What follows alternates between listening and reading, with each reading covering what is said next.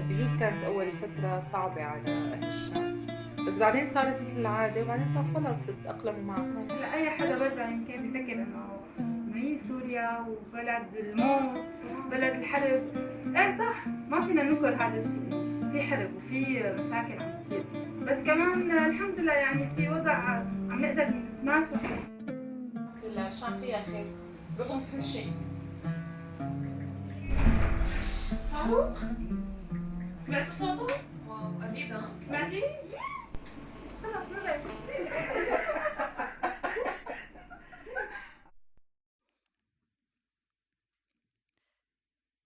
It's New Year's Eve 2017. It's almost midnight. I'm lying in a very cold bed. I'm wearing 3 layers of clothes, 2 pairs of socks, and a big scarf. I just have a hand outside the blanket to answer all my families and friends, all the messages they send me before electricity goes out for the next 5 hours. Suddenly, I hear gunshots and I feel the building shaking. By the time I go to the window to see what's happening, the electricity is cut off, leaving me without internet and without the small electric heater. Left alone in this empty and dark hotel room with just one question popping on my iPhone screen. What the hell are you doing in Aleppo instead of being here with us? A simple question that kept me awake all night. What drives me to do these things? We all experience in life events that change our lives. Some of them are the consequences of the choices we make and can be exciting and fill us with expectations. But it's clearly the unexpected events that haunt us. Those events changing our lives from a given moment. What has been happening in Syria for the past 5 years has changed my life. My world has changed since the beginning of this war that spares nothing and nobody. In 2011, when everything started in Syria, I was a student in politics and international relations here in Brussels. Even though I was studying conflicts, I never thought I would be directly affected by the most complex conflict of the 21st century. I was seeing on TV my country exploding 4,000 kilometers away from me. I was born in Brussels, but I grew up in Damascus, Syria. But this is not the Syria I know. Syria is not limited to death, guns, and bombs.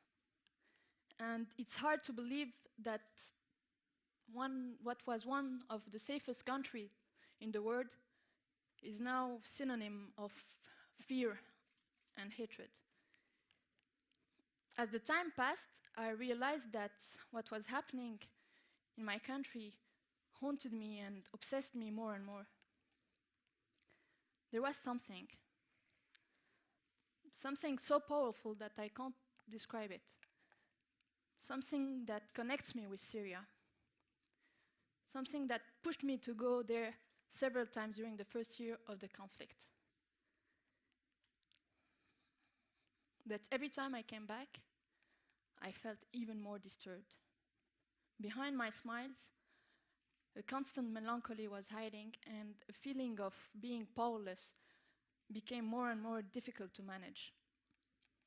I blamed myself for living in safety here and for being able to close my eyes when I can no longer see the nightmare over there. I really wanted to do something about it. The only thing I could do in this situation was I was trying to communicate the suffering of this country so that others here could feel it. Because Syria is no longer Syria, because a lot of people want to know what's happening there, and because my Syria is falling apart day after day, I wanted to fix it with the only weapon I had, words. But after writing down many times all those emotions, I soon realized that words were not strong enough to express how I feel. I tried my best to explain it, but the constant flow of war images shown in the media seemed to be really disconnected from the human realities on the ground. At the heart of the war, there are men, women, and children, everyday heroes who are trying to continue to smile at life. I therefore decided to put a camera in my suitcase and to look for those missing images myself. I was going to make a documentary to give a voice to those we never hear. I was quite bored when I did that, but... So Damascus, hope is all that is left, began to exist elsewhere than just in my head. I really wanted to focus on the human beings that make up Syria. So I began filming everyone who crossed my path. Sometimes people who lived the worst time of their lives, but who they are still trying to keep their heads up. My feelings were mixed between the past and the present and the future. I was lost between the fear of the unknown, which was visible on people's faces, and fleeting moments of happiness stolen from time and war. But I felt that I was back where I belonged, that I had to be there. But this time, there was no screen between me and all the victims of this conflict. While I was learning a new profession, I also learned the price of humanity and its suffering. At first, I was terrified of everything I saw, heard, lived, and felt. I was overwhelmed by my emotions, and I couldn't control them.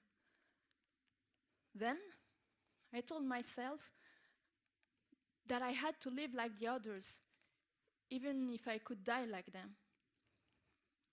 And slowly, I learned to laugh with them at the roar of the planes and the whistling of the shells. The situation was extremely confusing. But when you live it, nothing is surprising anymore. When people feel they can die at any time, they live their life in the deepest and most complete way possible. There is life there, more life than anyone could imagine. In all this chaos, in this Syria in which it has become so difficult to live, this exhausted society is trying to preserve what remains of hope.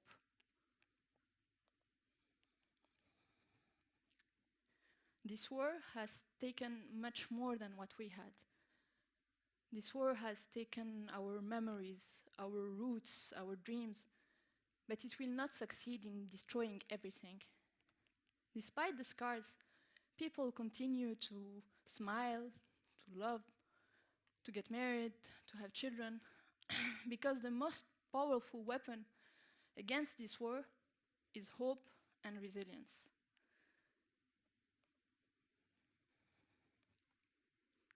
If I could point out one thing, it's that this conflict has made me realize the power of the human mind. We learn a lot from war. By spending time there, sometimes in very harsh conditions, I learn what fear is when day looks like nights, or the feeling of lacking something when you no longer have access to the most basic needs. Only then we do truly realize the importance of the things we take for granted. This war also gave me incredible life lessons. In the middle of this chaos, I saw how ordinary people help each other out. He told me also so much about myself. It allowed me to discover my emotions and my reactions and forced me to control them so I could protect myself. Because to see the world through the lens of the camera doesn't make the situation easier. There is no magic button to press to clear the vision of suffering and pain. He told me all those things through all the people I've met. People I might never have met in another life. People who are constantly in my dreams that sometimes keep me awake all night. This little girl is one of them. I met her 2 years ago in a village somewhere in Syria. I watched her for a few minutes. She was playing with her friends and she was wearing this cute little dress and she was full of life. The battery of my camera had run out, so I told her that I would come back to see her later. And she looked at me and she smiled. But her smile was full of sadness. And you know what she told me? She said that time passes and people go away, before adding that she might no longer be here by then, because here, death can strike at any moment. She said that I shouldn't postpone what I want to do or say and to forgive in my life, because sometimes later never comes. Her name was Miriam.